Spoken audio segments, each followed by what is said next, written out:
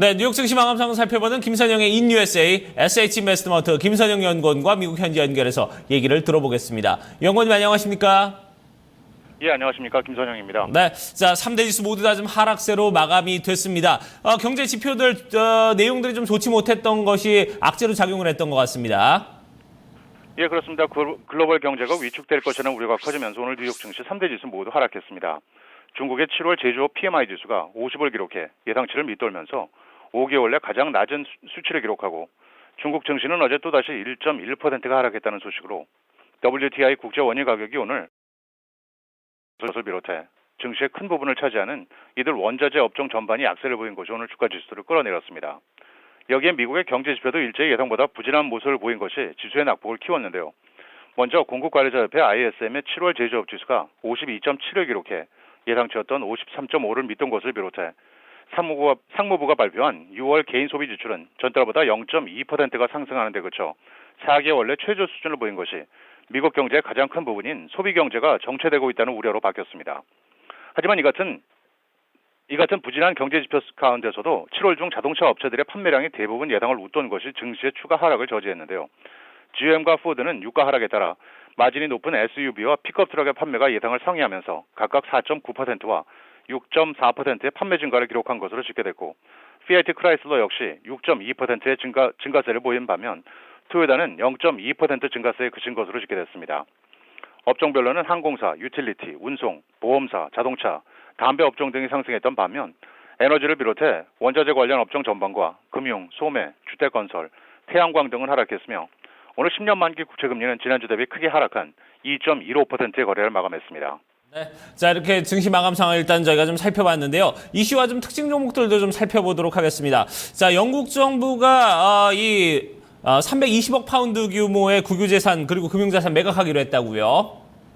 예, 그렇습니다. 영국 정부는 내년 3월까지 이어지는 2015 회계연도에 사상 최대 규모의 국유재산과 금융재산 매각을 단행한다는 소식입니다. 파이낸셜 타임스에 따르면 2015 회계연도에 오스본 장관은 320억 파운드, 한화 약 58조 3,500억 원이 넘는 자산을 매각할 예정이며 이것은 한 회계연도 기준으로는 지난 1991년 이후 사상 최대 규모가 될 것이라고 보도를 하고 있는데요. 영국 정부는 우선 2008년 이후 455억 파운드의 공적 자금을 지원하고 81%의 지분을 보유하고 있는 로열 뱅크 오브 스코틀랜드 RBS의 자산 매각을 서두를 것으로 전망이 되며 우체국에서 분리된 택배업체 로열 메일과 녹색 투자은행인 GIB 지분 매각 계획도 갖고 있다고 신문은 덧붙이고 있습니다. 오늘 특징 종목입니다. 오늘 폐장 후 미국 최대의 자동차 보험사 올스테이트가 분기 실적을 발표했습니다. 올스테이트는 예상을 39센트 밑돈 주당 69센트의 순이익과 0.5%에 불과한 매출 증가를 밝히면서 현재 시간 외 거래에서 4%대 급락세를 보이고 있습니다. 미국 최대의 닭고기 및 육류 가공업체 타이슨 푸드는 예상을 하회한 분기 실적과 연간 전망을 하향 제시하면서 오늘 10%가 급락해 동종 업체들을 일제히 동반 하락시켰고 증권사 파이퍼 제프레이가 올 후반기에도 매출 감소 추세가 이어질 가능성이 높다면서 목표 주가를 44에서 38달러로 낮췄다는 소식으로 명품 패션 업체 마이클 코어스는 7.8%의 급락세를 보였습니다. 소매업체인 시어스 홀딩은 3년 만에 처음으로 분기 순이익을 발표할 것이라는 소식에도 흑자 전환 이유가 매장의 매출 증가로부터 발생하는 것이 아니고 부동산 매각에 따른 것이라는 것이 투자자들을 실망시킨 것으로 분석이 됩니다. 증권사 모간 스탠리가 투자 의견을 중립에서 비중 확대로 높인 데 따라 영화관 운영업체 AMC 네트워크스는 1%가 상승했고 마지막으로 이스라엘 기반의 소프트웨어 업체 나이스 시스템스는 자사의 영상 감시 기술 사업부를 총 1억 달러의 사모펀드인 배터리 벤처스에게 매각한다는 소식에 1.3%의 상승세를 보였습니다.